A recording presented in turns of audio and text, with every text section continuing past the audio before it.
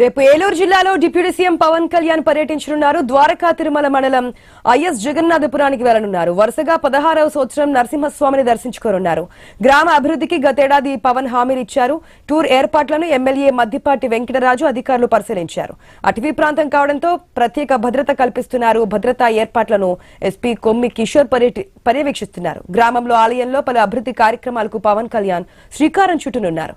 భారీగా తరలివచ్చే భక్తులు అభిమానులు వీక్షించేందుకు కొండ దిగువన ఎల్ఈడి స్క్రీన్లను ఏర్పాటు చేస్తున్నారు. మంత్రివర్యులు శ్రీ కొణిదెల పవన్ కళ్యాణ్ గారు గోపాలపురం నియోజకవర్గానికి విచ్చేయనున్నారు.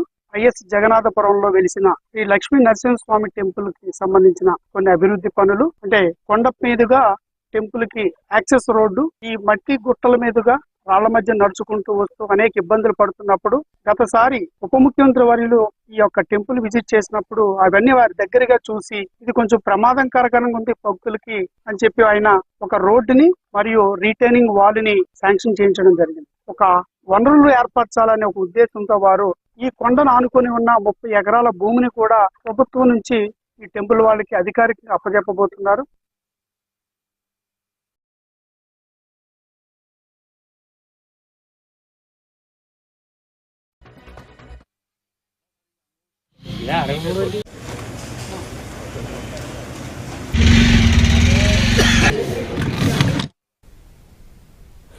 రైట్, పవన్ కళ్యాణ్ టూర్ కి సంబంధించి మరిన్ని డీటెయిల్స్ మా ప్రతినిధి భార్గవ్ ద్వారా తెలుసుకున్నారు. గుడ్ మార్నింగ్ భార్గవ్, ఏలూరు జిల్లాలో పవన్ టూర్ కి సంబంధించిన డీటెయిల్స్ ఏంటి?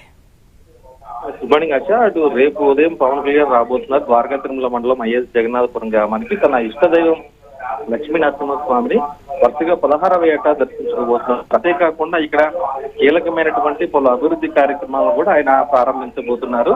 గత ఏడాది ఇదే సమయంలో నవంబర్ లో వచ్చినటువంటి పవన్ కళ్యాణ్ డిప్యూటీ సీఎం హోదాలో తొలిసారి అక్కడున్నటువంటి పలు కీలక అంశాలకు సంబంధించి ఆయన ప్రస్తావిస్తూ అభివృద్ధి కార్యక్రమాలకు సంబంధించి హామీలు కూడా ఇవ్వడం జరిగింది.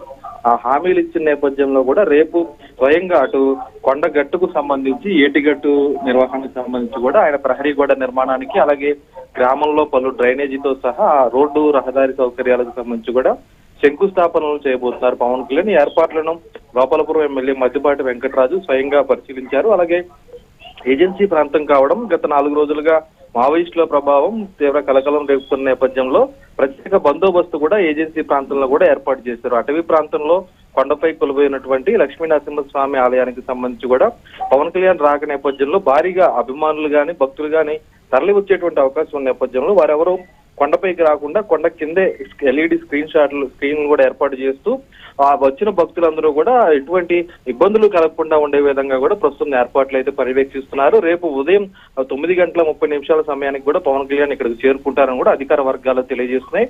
మధ్యాహ్నం వరకు ఇక్కడికి ప్రత్యేకించి ఆయన గురూజీ ఆధ్వర్యంలో ఏర్పాటు చేసిన ప్రత్యేక హోమంలో పాల్గొని ఆ తర్వాత లక్ష్మీ నరసింహస్వామిని దర్శించుకొని అభివృద్ధి కార్యక్రమాల ప్రారంభం అనంతరం కూడా ఆయన తిరిగి అమరావతి కూడా వెళ్ళబోతున్నట్లయితే తెలుస్తుంది ఆశ. Right, Bhargav. Thanks for the update.